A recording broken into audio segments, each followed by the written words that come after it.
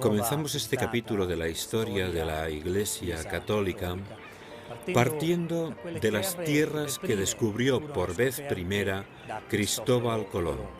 Y después seguiremos a través de otros lugares con otros exploradores que abren camino al Evangelio, a la buena noticia.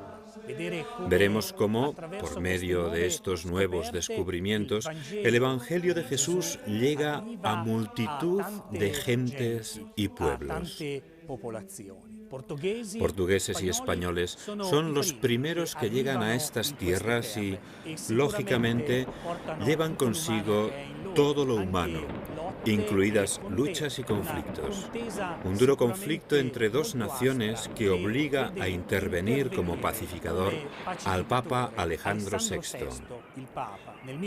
En el año 1494 se firma el Tratado de Tordesillas, que divide por el meridiano 46 oeste las nuevas conquistas.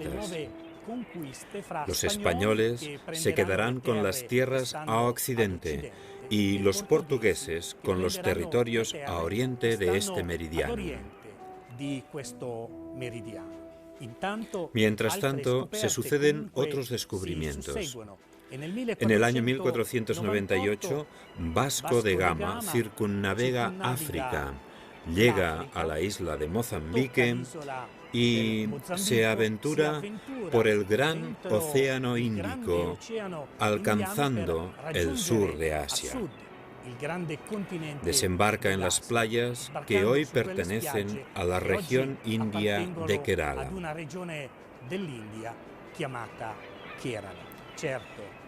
Grandes descubrimientos, grandes hombres, grandes misioneros que llevan el Evangelio, pero, como recordaba antes, también todo lo humano, incluida la posibilidad de sufrimientos y muerte. Estamos en Cracovia, Polonia. Aquí, en 1491, un joven Nicolás Copérnico comienza sus estudios de astronomía, medicina y derecho canónico, estudios que proseguirá en Bolonia, Roma y otras ciudades italianas antes de regresar a Polonia. Sus estudios de astronomía revolucionaron por completo la visión del universo, cambiando la visión geocéntrica del mismo sin poner ya a la Tierra en el centro. En el año 1530, Copérnico ha completado su obra. Desde las estrellas hasta los mares, el viaje del conocimiento se abre a nuevos horizontes. Estamos en Castel Gandolfo, residencia estival del Papa. En el Observatorio Astronómico del Vaticano nos encontramos con su director, el padre Georg Cohen. La ciencia estaba naciendo en este momento, fresca, abierta a todas las corrientes, a todas las novedades. Obviamente, esto creaba un contraste entre la actitud de la ciencia recién nacida y la Iglesia, en aquella época un tanto cerrada. Y este aspecto ha sido tomado por muchos historiadores y enemigos de la Iglesia como una característica que realmente no es. Por ejemplo, en los comienzos de la ciencia moderna, los grandes pioneros como Galileo, Newton o Leibniz eran todos creyentes religiosos. Especialmente Galileo y, sin duda, Newton escribieron numerosos tratados de teología. Desgraciadamente, aquellos fundadores de la ciencia moderna pretendían establecer los fundamentos de la fe como los fundamentos de la ciencia. Es decir, por medio de un racionalismo exagerado. Esto es típico de la época. La ciencia moderna, en sus orígenes, creaba estos problemas de racionalismo respecto a la fe. Muchos dicen que allí está el origen del ateísmo moderno. Como decía, la ciencia moderna se podría considerar que comienza con el gran Copérnico. Fue el primero que sugirió un modelo heliocéntrico de nuestro sistema planetario. Copérnico tenía un modelo teórico. Más tarde llegó Galileo, que añadió sus observaciones, pero no eran observaciones que proporcionasen una prueba estable y definitiva del sistema copernicano, solo aportaban un fuerte apoyo. La suma de la teoría de Copérnico y las observaciones de Galileo, que apoyaba la teoría, fueron quizá los más grandes acontecimientos en los orígenes de la ciencia moderna. San Pedro, la basílica más hermosa de toda la cristiandad, se comenzó a construir sobre la antigua basílica del Templo de Constantino el 18 de abril de 1506 por deseo del Papa Julio II. El arquitecto elegido fue Bramante, y Bramante empezó la basílica hasta completar los grandes pilares centrales que habrían debido sostener una cúpula inspirada en la del Panteón. A su muerte le sucedió como director de la obra Raffaello Sanzio y más tarde Miguel Ángel. Este sustituyó el proyecto de la cúpula inspirada en el Panteón por una más grande, coronada por una gran linterna inspirada en la cúpula del florentino Brunelleschi. Miguel Ángel muere en el año 1564, pero la obra no se detendrá. La construcción de una obra de las dimensiones de la Basílica de San Pedro era evidente que precisaba de grandes medios financieros y económicos, medios que se obtenían sobre todo a través de las limosnas que dejaban en Roma los peregrinos que visitaban la tumba de Pedro, así como de los donativos que los fieles enviaban al Papa. La mayor parte de los ingresos del Estado Pontificio no provenían ciertamente de los impuestos que pagaba la población. Los impuestos del Estado Pontificio eran quizá los más bajos del contexto europeo de su tiempo. Así pues, en su mayor parte, los ingresos se obtenían por medio de la concesión de indulgencias. Como sabemos y hemos experimentado con motivo del Gran Jubileo, es la gran oportunidad que se nos ofrece para purificarnos, para hacer cada vez más pura nuestra vida. Podemos decir que es una gracia y al mismo tiempo una modalidad pedagógica que nos ayuda a reconocer nuestros pecados. Junto a la práctica de la indulgencia, se pide ofrecer un gesto de caridad, una limosna, un ayuno, la ayuda a un necesitado. Con las limosnas recogidas se construían escuelas, hospitales, leproserías, iglesias.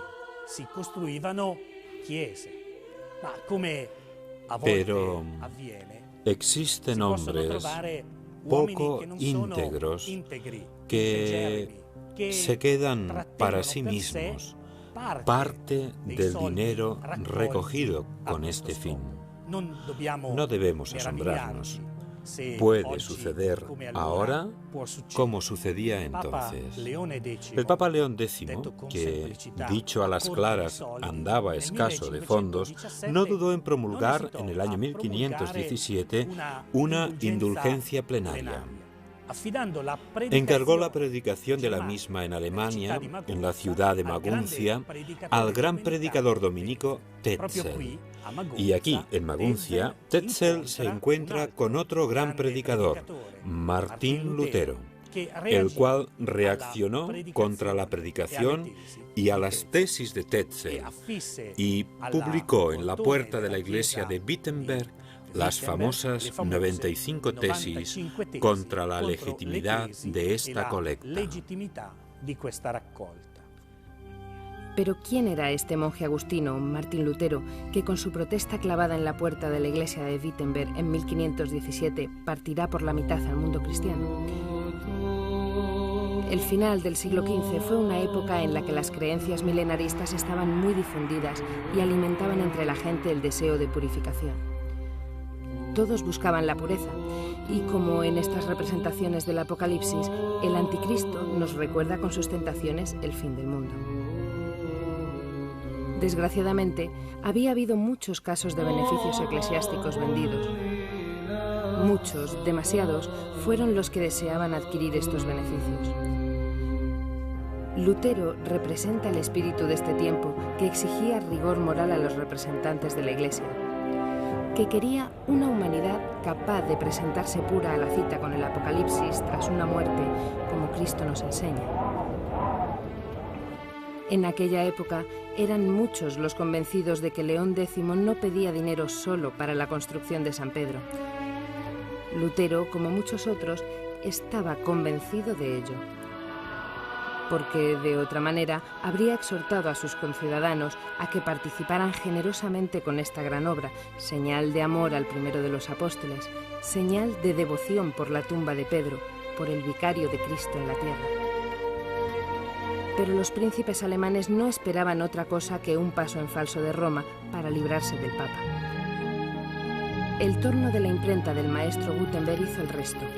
Las tesis de Lutero se difundieron con rapidez por todas partes, incendiando la Europa del Norte. Lo malo es que cuando se discute, se sabe cómo se empieza, pero no cuando se termina, y el tono se va elevando. Cuando León X invita en 1518 a Lutero a que se retracte, este se presenta ante sus superiores con una declaración escrita, con el deseo de presentar su sumisión al Papa. Pero cuando toda la documentación llega a Roma, Lutero ya ha sido acusado de herejía. El enfrentamiento se encona cada vez más áspero. León X, con la bula Exsurge Domine del 15 de junio de 1520, impone a Lutero que se retracte en menos de 2 meses, amenazando con la excomunión. Y de nuevo, los tonos y las diferencias son cada vez más subidos. Y si por un lado se queman los libros de Lutero, por la otra, el mismo Lutero quema la bula del Papa. En un crescendo cada vez más duro, se llega a emitir una nueva bula por parte de León X, la Docet Romanum Pontificum, con la cual acusaba a Lutero de anatema. En el fondo, León X pensaba que se trataba de un problema de disciplina, aunque se barruntaba un gran peligro para la Iglesia. Un problema de disciplina que podía resolverse también con la ayuda, la colaboración y el diálogo entre los Habsburgo, casa reinante del imperio, y los diferentes príncipes que formaban el imperio germánico. También Adriano VI, sucesor de León X, elegido papa el 9 de enero de 1522, conoce bien la difusión y el peligro de la reforma de Lutero antes incluso de subir al solio pontificio.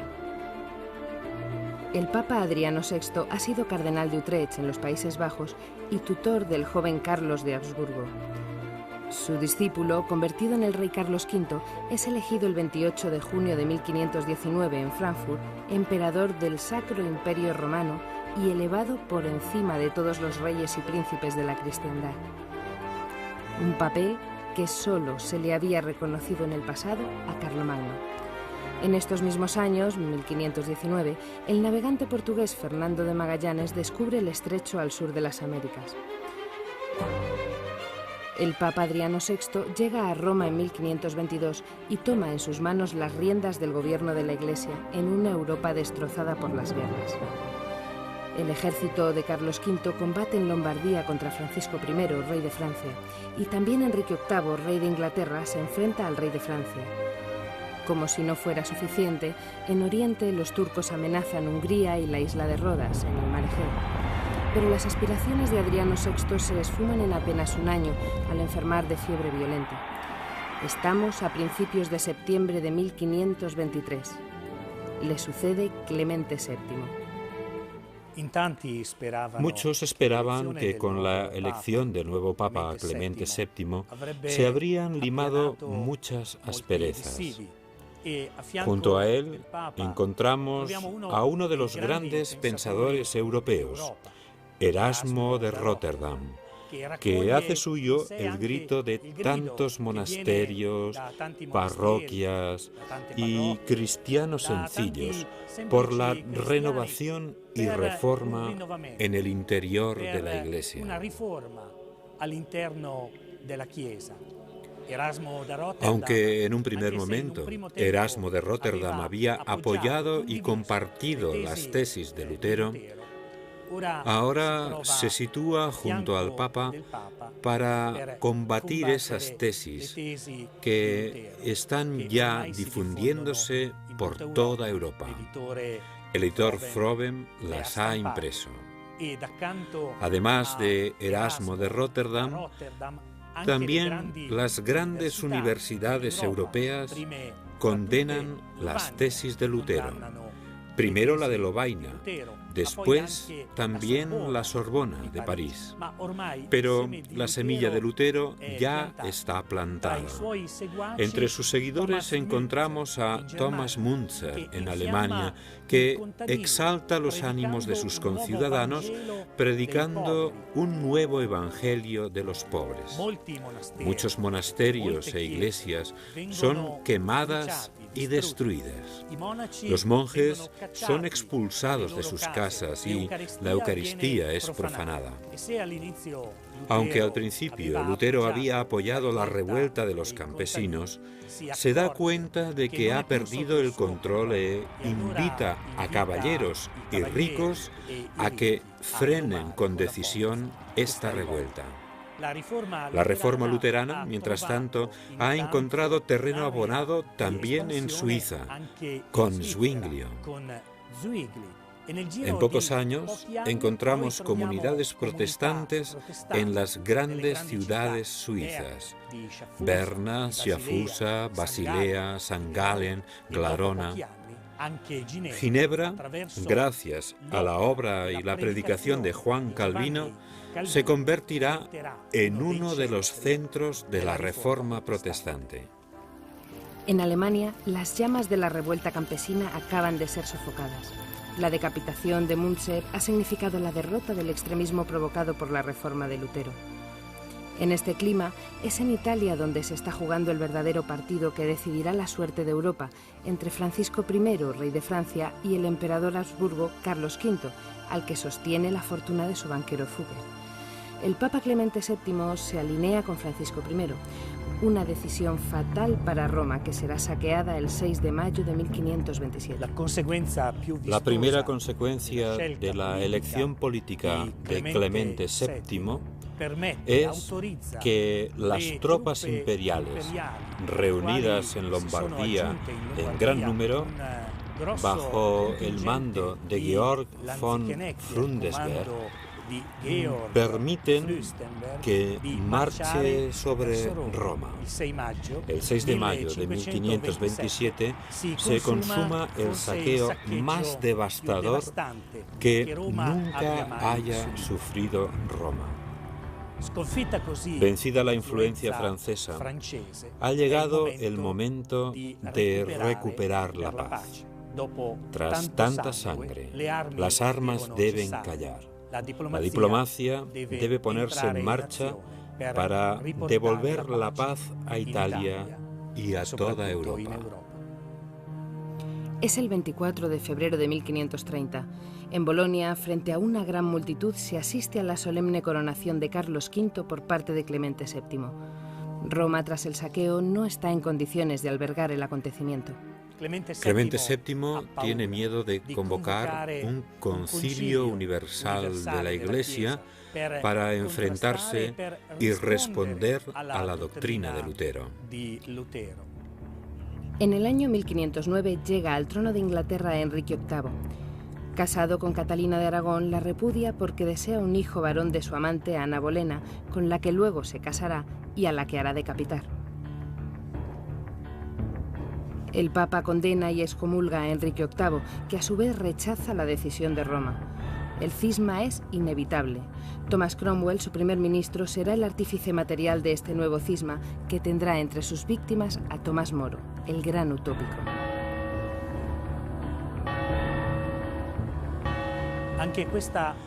Está terminando este capítulo de la historia de la Iglesia en un escenario que ve a la Iglesia debilitada, pero que recobrará nuevo vigor y nueva fuerza precisamente aquí, en la vieja Europa, como veremos en el capítulo siguiente. Proprio qui, nella vecchia Europa.